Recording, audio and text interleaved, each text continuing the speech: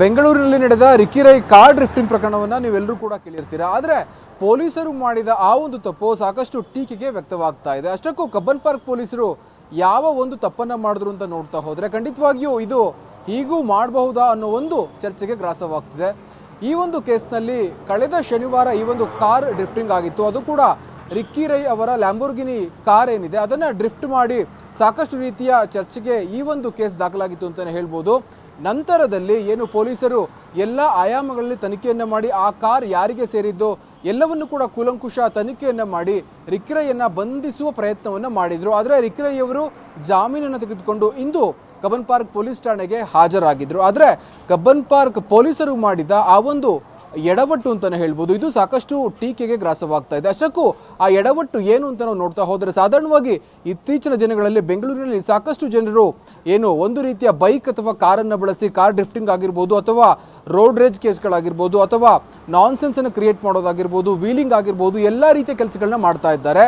ಅದೇ ರೀತಿ ಈ ಕೇಸ್ ಅಂತಲೂ ಕೂಡ ಪೊಲೀಸರು ಯಾಕೆ ಕನ್ಸಿಡರ್ ಮಾಡಿಲ್ಲ ಅನ್ನೋ ಪ್ರಶ್ನೆ ಎಲ್ಲರಿಗೂ ಕೂಡ ಕಾಡ್ತಾ ಇದೆ ಅಂತಲೇ ಹೇಳ್ಬೋದು. ಎರಡನೇದಾಗಿ ಸಾಧಾರಣವಾಗಿ ಯಾರೇ ಒಬ್ಬ ಯುವಕ ಅಥವಾ ಯುವತಿ ವೀಲಿಂಗನ್ನು ಮಾಡಿ ತಗಲಾಕೊಂಡಿದ್ದೆ ಆದರೆ ಅವರ ವೆಬ್ಸೈಟ್ ಅಥವಾ ಅಫಿಷಿಯಲ್ ವೆಬ್ಸೈಟ್ ಪೇಜ್ ಏನಿದೆ, ಇನ್ಸ್ಟಾಗ್ರಾಮ್ ಆಗಿರ್ಬೋದು ಅಥವಾ ಫೇಸ್ಬುಕ್ ಪೇಜ್ನಲ್ಲಿ ಬಿಫೋರ್ ಆಫ್ಟರ್ ಅಂತ ಮ್ಯೂಸಿಕ್ ಆಗಿರ್ಬೋದು ಅಥವಾ ಡೈಲಾಗ್ಗಳನ್ನು ಹಾಕಿ ಬೆಂಗಳೂರು ಸಂಚಾರಿ ಪೊಲೀಸರು ಅಥವಾ ಲಾ ಆ್ಯಂಡ್ ಆರ್ಡರ್ ಪೊಲೀಸರು ಹಾಕ್ತಾರೆ. ಆದರೆ ಯಾಕೆ ರಿಕ್ಕಿ ರೈ ಕೇಸ್ನಲ್ಲಿ ಈ ರೀತಿ ಮಾಡಲಿಲ್ಲ?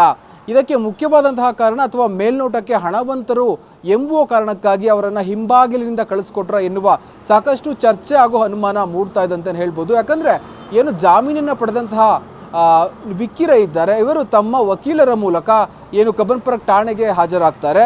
ಸಂಚಾರಿ ಠಾಣೆಯಲ್ಲಿ ಹಾಜರಾದ ಸುಮಾರು 1 ರಿಂದ 2 ಗಂಟೆಗಳ ಕಾಲ ಡಾಕ್ಯುಮೆಂಟ್ ಸಬ್ಮಿಷನ್ ಆಗುತ್ತೆ. ಇದೆಲ್ಲ ಆದ ನಂತರದಲ್ಲಿ ಏನು ಮುಖ್ಯ ದ್ವಾರದ ಬಳಿ ಮಾಧ್ಯಮದವರು ಇರ್ತಾರೆ. ಮಾಧ್ಯಮದವರ ಕಣ್ಣನ್ನು ತಪ್ಪಿಸಬೇಕು ಎನ್ನುವ ದೃಷ್ಟಿಯಿಂದ ರಿಕ್ಕಿ ರೈ ಅವರನ್ನು ಹಿಂಬಾಗಿಲಿನಿಂದ ಅವರ ಕಾರಿನ ಬಳಿ ಕಳಿಸುವ ಕೆಲಸವನ್ನು ಪೊಲೀಸ್ನವರು ಮಾಡಿದ್ರ ಎನ್ನುವ ಚರ್ಚೆ ಕೂಡ ಗ್ರಾಸವಾಗ್ತಾ ಇದೆ. ಹೀಗಾಗಿ ಸಾಧಾರಣವಾಗಿ ಏನು ಹಣವಂತರಾಗಲಿ ಅಥವಾ ಹಣವಂತರು ಅಲ್ಲದೆ ಇರುವವರು ಕೂಡ ಏನು ಕಾರಿನ ದೃಷ್ಟಿಯಲ್ಲಿ ಒಂದೇ ಚೌಕಟ್ಟಿನಲ್ಲಿ ಬರ್ತಾರೆ. ಆದರೆ ಯಾಕೆ ರಿಕ್ಕಿ ರೈ ಅವರನ್ನು ಹಿಂಬಾಗಿಲಿನಿಂದ ಕಳಿಸ್ಕೊಟ್ರು, ಯಾಕೆ ಅವರ ಅಫಿಷಿಯಲ್ ಪೇಜ್ನಲ್ಲಿ ಬಿಫೋರ್ ಆಫ್ಟರ್ ಅಂತ ಹಾಕಿಲ್ಲ ಅನ್ನುವ ಚರ್ಚೆ ಕೂಡ ಗ್ರಾಸವಾಗ್ತಾ ಇದೆ. ಹೀಗಾಗಿ ಕಬ್ಬನ್ ಪಾರ್ಕ್ನ ಸಂಬಂಧಪಟ್ಟಂತಹ ಪೊಲೀಸರು ಕೂಡ ಇದಕ್ಕೆ ಆನ್ಸರ್ ಮಾಡಬೇಕು ಎನ್ನುವ ಚರ್ಚೆ ಕೂಡ ಜೋರಾಗಿ ಕಾಣ್ತಾ ಇದೆ ಅಂತಲೇ ಹೇಳ್ಬೋದು. ಹೀಗಾಗಿ ಈ ಒಂದು ಕೇಸ್ನಲ್ಲಿ ಪೊಲೀಸರ ನಡೆ ಸಾಕಷ್ಟು ಅನುಮಾನಾಸ್ಪದವಾಗಿ ಕಾಣ್ತಾ ಇದೆ. ಹಣವಿದ್ದವರಿಗೆ ಒಂದು ನ್ಯಾಯ ಅಥವಾ ಹಣವಿಲ್ಲದವರಿಗೆ ಒಂದು ನ್ಯಾಯವೇ ಅನ್ನೋ ಒಂದು ಪ್ರಶ್ನೆ ಹೆಚ್ಚಾಗಿ ಕಾಡ್ತಾ ಇದೆ ಅಂತಲೇ ಹೇಳ್ಬೋದು. ಪೊಲೀಸರು ಯಾವ ರೀತಿ ಇದಕ್ಕೆ ಉತ್ತರವನ್ನು ಕೊಡ್ತಾರೆ ಅನ್ನೋದು ಅತಿ ಪ್ರಮುಖವಾಗಿದೆ ಈ ಕೇಸ್ನಲ್ಲಿ. ಇದು ಈ ಒಂದು ಕಾರ್ ಡ್ರಿಫ್ಟಿಂಗ್ ಕೇಸ್ನ ಮಾಹಿತಿ ಅಂತಲೇ ಹೇಳ್ಬೋದು. ಕ್ಯಾಮ್ರಾ ಪರ್ಸನ್ ರೂಪೇಶ್ ಜೊತೆ ಗಿರೀಶ್, ಗ್ಯಾರಂಟಿ ನ್ಯೂಸ್, ಬೆಂಗಳೂರು. ನಿಮ್ಮೂರಿನಿಂದ ವಿಶ್ವ ಮಟ್ಟದವರೆಗೆ ರಾಜಕೀಯ, ಸಿನಿಮಾ, ಸ್ಪೋರ್ಟ್ಸ್ ಯಾವ ಸುದ್ದಿಯೂ ಮಿಸ್ ಆಗಲ್ಲ. ಬರೀ ಸುದ್ದಿಯಷ್ಟೇ ಅಲ್ಲ, ಜೊತೆಯಲ್ಲೇ ಇರುತ್ತೆ ವಿಶ್ಲೇಷಣೆ. ಗ್ಯಾರಂಟಿ ನ್ಯೂಸ್ ನ ಸಬ್ಸ್ಕ್ರೈಬ್ ಮಾಡಿ, ಫಾಲೋ ಮಾಡಿ, ಕ್ಷಣ ಕ್ಷಣದ ಅಪ್ಡೇಟ್ಸ್ ಪಡೆಯಿರಿ.